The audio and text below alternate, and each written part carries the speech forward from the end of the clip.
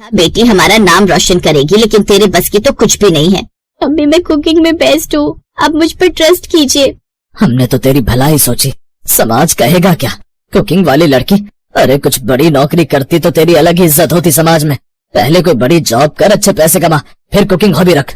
पापा लग्जरी क्या, ये मेरा टैलेंट है। मैं खुद का यूट्यूब चैनल शुरू करूंगी, आप देखना मैं फेमस हो जाऊंगी। मेहनत करूंगी और अलग अलग रेसिपी बनाकर डालूंगी। पापा आप दीदी को सपोर्ट करो, वो टैलेंटेड है। जब कर तो जाकर पढ़ाई कर। फिर कुछ दिनों बाद शहर में एक लोकल फूड फेस्ट ऑर्गेनाइज होता है।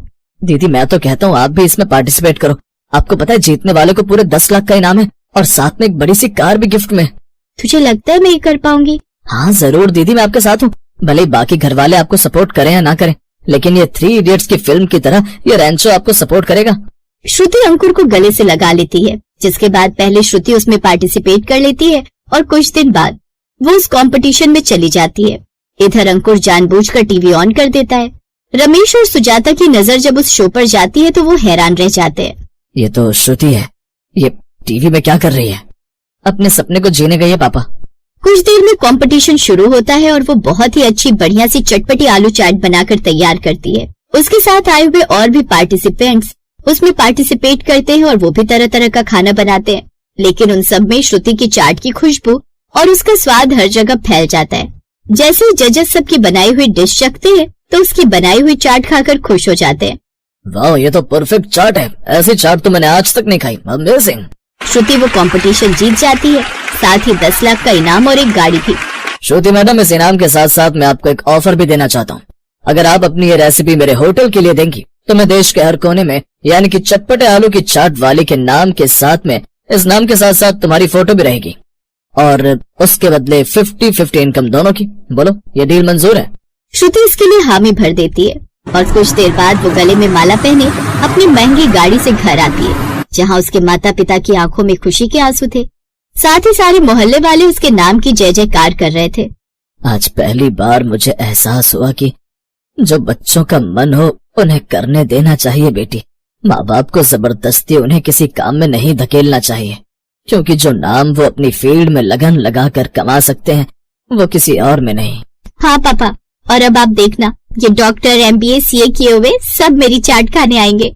और वो खूब कमाई करने लगी, साथ ही देश भर में हर जगह फेमस हो।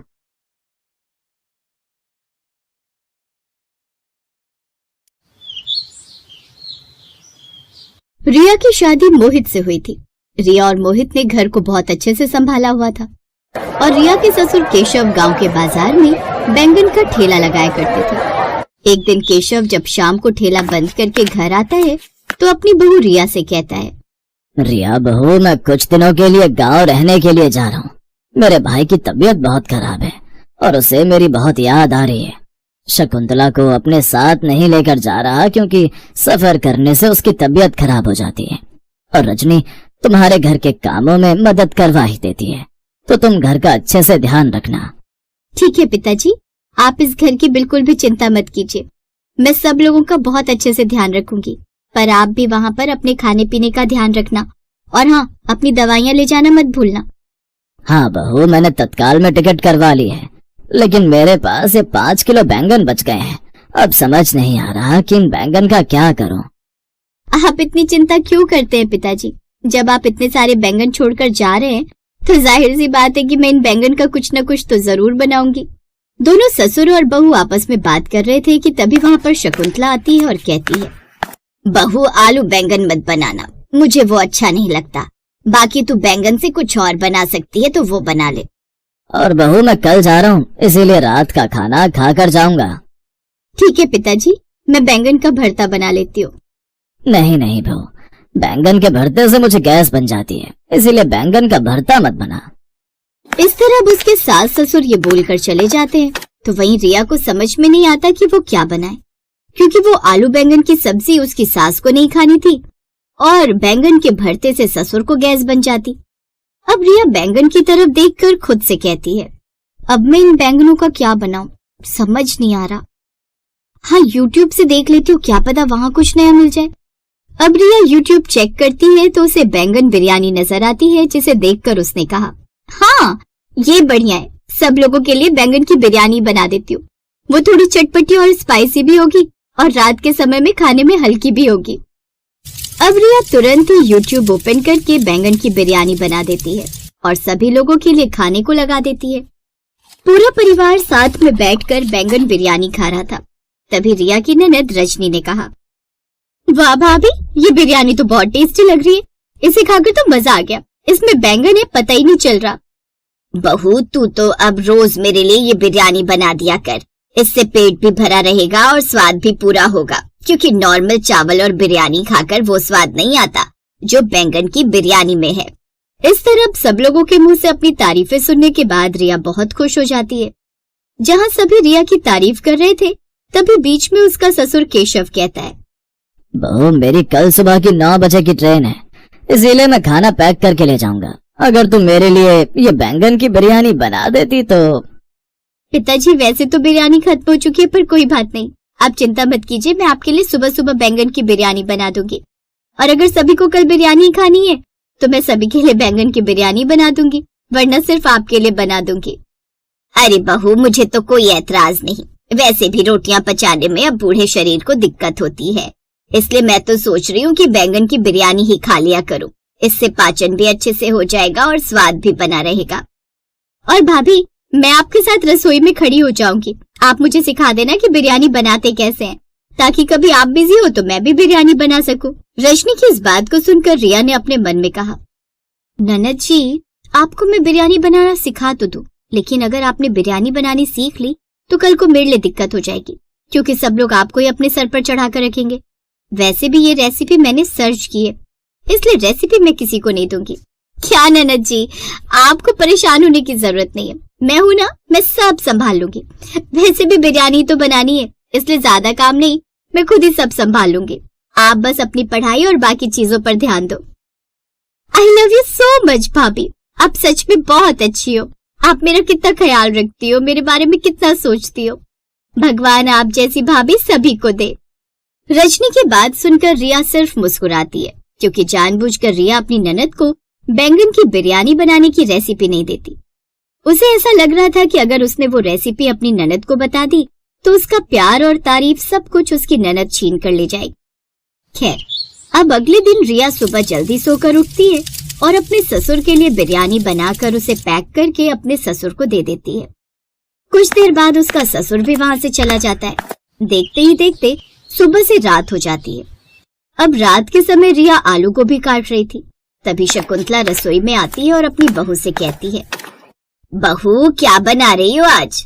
माँ जी, आज रात को आलू गोभी की सब्जी बना रही हूँ। सोच रही हूँ कि आलू गोभी की सब्जी के साथ थोड़ी सी रोटी और चावल बना। बहू, चावल उबालने की जगह मेरे लिए थोड़ी सी बैंगन की बिरयानी बना दे। वैसे भी बैंगन जल्दी खराब हो जाते हैं। अब तुझे तो पता ही है कि तेरे ससुर जी बैंगन छोड़कर गए हैं, इसीलिए मैं तो कहती हूँ बैंगन खराब हो उससे पहले बैंगन बनाकर खत्म कर दे। हाँ माँ जी, क्यों नहीं। इस तरह रिया अपनी सास की बात सुनकर बैंगन की बिरयानी बनाने के साथ साथ आलू गोभी की सब्जी भी बनाकर रखती है। समय गुजरता है और गुजरते समय के साथ रिया के ससुराल वाले आए दिन बैंगन की बिरयानी खाया करते। लेकिन बैंगन की बिरयानी रोज रोज खाकर अब रिया काफी परेशान हो चुकी थी, जिसे देख रिया खुद से कहती है, अरे हद होती है भला, इतनी बैंगन की बिरयानी कोई कैसे खा सकता है। मैंने तो गलती कर दी अपने ससुराल वालों को बैंगन की बिरयानी खिलाकर, क्योंकि मेरा ससुराल अब कोई मामूली ससुराल नहीं बल्कि बैंगन की बिरयानी खाने वाला ससुराल बन चुका है। अरे मैं परेशान हो चुकी हूँ बैंगन की बिरयानी बना बना कर और इन्हें खिला खिला कर। एक काम करती हूँ, इन लोगों से एक बार बात करके देखती हूँ। अब बैंगन की बिरयानी खाने का मन नहीं करता और ना ही बनाने का। मैं तो कहती हूँ आज हमें कुछ नई चीज ट्राई करनी चाहिए। नहीं बहू, हमें तो बैंगन की बिरयानी ही पसंद है। हम तो बैंगन की बिरयानी ही खाएंगे। शकुंतला रिया की एक बात नहीं सुनती और बेचारी रिया इस तरह बैंगन की बिरयानी बनाकर अपने ससुराल वालों को खिलाया करती। ऐसे ही एक दिन रिया अपने पति से बिरयानी ना खाने की बात करती है, जिस पर मोहित कहता है, अरे रिया, तुम्हें भी तो बैंगन बिरयानी में कम समय लगता है, तो तुम्हें बैंगन बिरयानी बनाने में दिक्कत क्या है? हम लोगों को बैंगन की बिरयानी खाना अच्छा लगता है, इसीलिए हम तुमसे रोज बैंगन की बिरयानी बनवाते हैं। जहाँ मोहित ये सब बोल ही रहा होता है कि इतने में वहाँ रजनी और शकुंतला भी आ जाती हैं और उन दोनों की बातें सुन वो दोनों कहती हैं, हाँ भाभी, और मैंने तो आपको कहा ही था कि मुझे बैंगन की बिरयानी बनाना सिखा दो, लेकिन आपने मुझे सिखाया नहीं। वैसे सच कहूँ तो बैंगन की बिरयानी बनाने में प्रॉब्लम नहीं होनी चाहिए, क्योंकि ये बहुत ही आसान लगती है। और बहू, मेरी उम्र 55 साल की हो चुकी है, जिस कारण ना तो मुझसे रोटियां तोड़ी जाती हैं और ना ही बचाई जाती हैं। अरे इस बुढ़ापे में बैंगन की बिरयानी खाकर थोड़ा सा जो स्वाद मिल रहा है, उसमें भी तू नखरे कर रही है। रिया उन सब की बातें सुनकर अब परेशान हो चुकी थी, क्योंकि ना तो वो बिरयानी खाना चाहती थी और ना ही बनाना चाहती थी। लेकिन उसके परिवार वाले सिर्फ बैंगन की बिरयानी ही मांगते। अब क्या था, और बैंगन की बिरयानी बनाने के दौरान वो खाने में कुछ ज्यादा ही मिर्च डाल देती है। अब थोड़ी देर बाद जब सभी लोग बैंगन की बिरयानी खाते हैं तो हाय दैया, अरे बहू, तूने कौन से जन्म की दुश्मनी निकाली है? हमसे बता दो कि बैंगन की बिरयानी में इतनी मिर्च कौन डालता है? हाय हाय, मेरी तो जुबानी जलकर खाक हो गई। कहा माँ, अरे तीखी तीखी चीजें तो अच्छी लगती हैं। वैसे भी भाभी ने हल्की सी तो मिर्च डाली है। भाभी, अब आप बैंगन की बिरयानी इसी तरह चटपटी बनाया करो। रजनी, तेरा दिमाग तो खराब नहीं हो गया ना? अगर रोज रोज इस तरह तीखा खाएगी तो पता भी है कितनी दिक्कत हो जाएगी। अब मैं तो बैंगन की बिरयानी खाने से रहा। देखो रिया, तुम मेरे लिए और कुछ बना दिया करना, लेकिन ये बैंगन की बिरयानी मत बनाया करो। इस तरह शकुंतला और मोहित की अकल तो ठिकाने आ जाती है। लेकिन अब रिया का टारगेट उसकी ननद थी, क्योंकि उसको तीखा भी बहुत पसंद था और बिरयानी भी। ऐसे समय बीतते हैं और एक दिन रिया रजनी को डराते हुए कहती है, ननद जी, बैंगन गर्म होता है। अगर तुम रोज रोज बैंगन की बिरयानी खाओगी तो तुम्हारे चेहरे पर मुहासे आ जाएंगे और तुम मोटी भी हो जाओगी, पेट में जलन होगी और वो चेहरा अलग खराब होगा। वो देखो, मैं तो कहती हूँ कि अभी तुम्हारी शादी होनी बाकी है। अपनी सुंदर चेहरे पर क्यों इतनी परेशानियां लेकर घूमना चाहती हो तुम?